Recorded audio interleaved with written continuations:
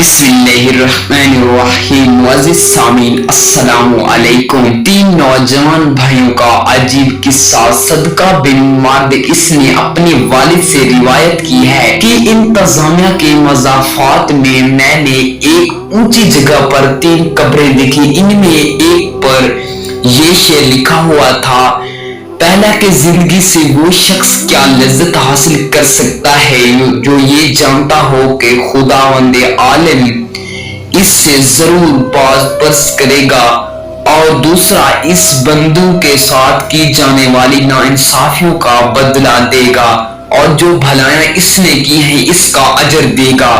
دوسری قبر پر لکھا تھا، پہلا شعر تھا کہ کیا لذت پائے گا وہ یقین رکھتا ہو اس بات پر کہ اس پر موت اچانک آ ہی جائے گی۔ دوسرا شعر تھا کہ اس کی ساری بڑائی اور ملک چھین لے گی اور اس کے گھر میں ملائے گی جس کا مستحق ہے وہ۔ تیسری قبر پر لکھا تھا کہ کیسے مزے لوٹے گا وہ شخص جس کا رخ ایسی منزل کی طرف ہے کہ اس پر اترنا جوانوں کو بوڑھا کر دیتا ہے۔ دوسرا شعر تھا کہ جو چہرے کے نقوش کو بہت جلدی مٹا دیتا ہے اور جس کے جوڑ پوشیدہ ہو جائیں گے۔ یہ تینوں قبریں ایک سطح میں کوہان کی شکل میں بنی ہوئی تھی۔ راوی کہتا ہے کہ میں ایک بوڑھے کے پاس جا کر بیٹھ گیا اور اس سے کہا کہ میں نے تمہاری بستی میں ایک عجیب بات دیکھی۔ اس نے کہا کہ کیا دیکھا؟ میں نے واقعہ بیان کیا کہ اس بوڑھے شخص نے کہا، ان کا قصہ اس سے زیادہ تعجب خیز ہے جو تم نے ان کی قبروں پر دیکھا۔ میں نے کہا، سناؤ کیا ہے؟ اس نے کہا کہ تین بھائی تھے، ان میں سے ایک بڑا عہدیدار تھا جو بادشاہ کے ساتھ رہتا تھا اور شہروں اور لشکروں کے انتظام پر مامور تھا۔ ایک مالدار تاجر تھا، وہ وہی بادشاہ کے خاص لوگوں میں سے تھا۔ تیسرا ایک عبادت گزار شخص تھا جو عبادت کے لیے اپنے آپ کو فارغ کیے ہوئے تھا۔ اس عبادت گزار کی موت قریب ہوئی تو اس نے بھائی اس کے پاس جمع ہو گئے، اور سلطان کا مذہب ہمارے علاقوں کا والی تھا عبد المالک بن مروان نے اس کو والی بنایا تھا، اور ایک ظالم جابر اور لٹیر تھا۔ یہ دونوں اپنے عابد بھائی کے پاس آئے۔ جب اس کا آخری وقت تھا تو دونوں نے اس عابد سے کہا کہ کچھ وصیت کر لو۔ اس نے کہا کہ اللہ کی قسم، میرا کوئی مال نہیں ہے کہ میں کچھ وصیت کروں، نہ میرا کسی پر قرض ہے جس کے لینے کی وصیت کروں، اور میں نے دنیا کو کوئی چیز نہیں چھوڑی جس کے لوٹنے کا اندیشہ ہو۔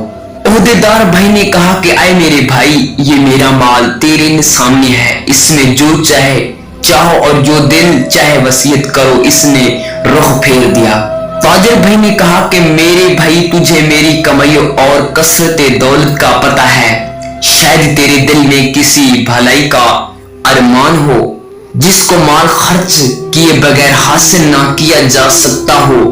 یہ میرا مال ہے، اس میں جو چاہو حکم کرو اور اس کو پورا کرو۔ وہ ان دونوں کی طرف متوجہ ہوا اور کہا کہ مجھے تمہارے مال کی ضرورت نہیں ہے، لیکن میں صرف ایک اقرار تم سے لیتا ہوں جس میں تم وعدہ خلافی نہ کرنا۔ انہوں نے کہا کہ کیا ہے؟ اس نے کہا کہ جب میں مر جاؤں تو تم مجھے غسل اور کفن پہنا کر ایک اونچی زمین میں دفن کر دو، اور میری قبر پر یہ لکھ دینا، زندگی سے وہ شخص کیا مزہ لے سکتا ہے جو یہ جانتا ہو کہ خداوند عالم اس سے باز پرس کرے گا اور اس سے بندوں کے ساتھ ناانصافیوں کا بدلہ لے گا اور نیکوں کا اجر دے گا۔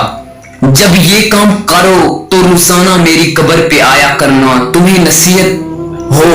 انہوں نے اس کی موت کے بعد ایسا ہی کیا۔ اس کا عہدیدار بھائی اپنے لشکر کے ساتھ قبر پر آتا اور اتر کر ان شعر کو پڑھتا اور روتا۔ جب تیسرا دن ہوا تو لشکر کے ساتھ حسب معمول آیا اور اتر کر رونے لگا۔ پھر جب واپس کا ارادہ کیا تو اس نے قبر کے اندر سے دھڑام کی آواز سنی۔ قریب تھا کہ اس کا دل اس سے پھٹ جاتا، چنانچہ وہ گھبراہٹ اور خوف کے ساتھ واپس ہوا۔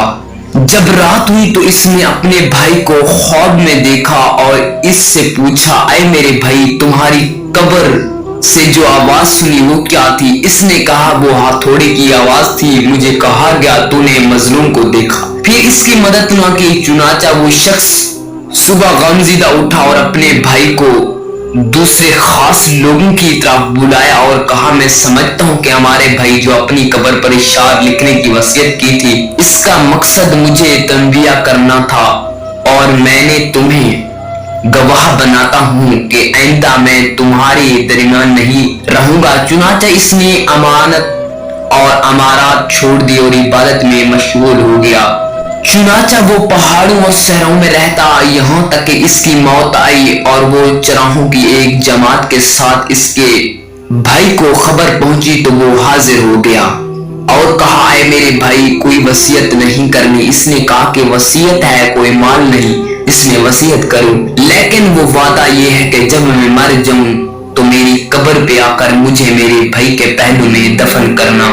پھر اس کا ایک بیٹا بڑا ہو کر ایک خوبصورت باکمال نوجوان بنا، تجارت کی، یہاں تک کہ تجارت میں ایک اہم مقام حاصل کیا، اور اس کے باپ کی موت قریب ہے۔ اس نے اپنے باپ سے کہا کہ ابا جان وصیت نہیں کرتے۔ اس نے کہا کہ اے میرے بیٹے تیرے باپ کا کوئی مال نہیں جس میں وصیت کرے، لیکن میں تجھ سے ایک وعدہ لیتا ہوں، جب میں مر جاؤں تو مجھے اپنے ججوں کے ساتھ دفنا دینا اور میری قبر پر یہ شعر لکھنا کہ کیسے مزے لے سکے گا زندگی سے جس کا رخ ایسی قبر کی طرف ہو جس کی گھاڑ نوجوانوں کو بوڑھا کر دیتی ہے اور چہرے کا رنگ اڑا دیتی ہے اور جلد جلد جسم اور جوڑیوں کو پسیدہ کر دیتی ہے۔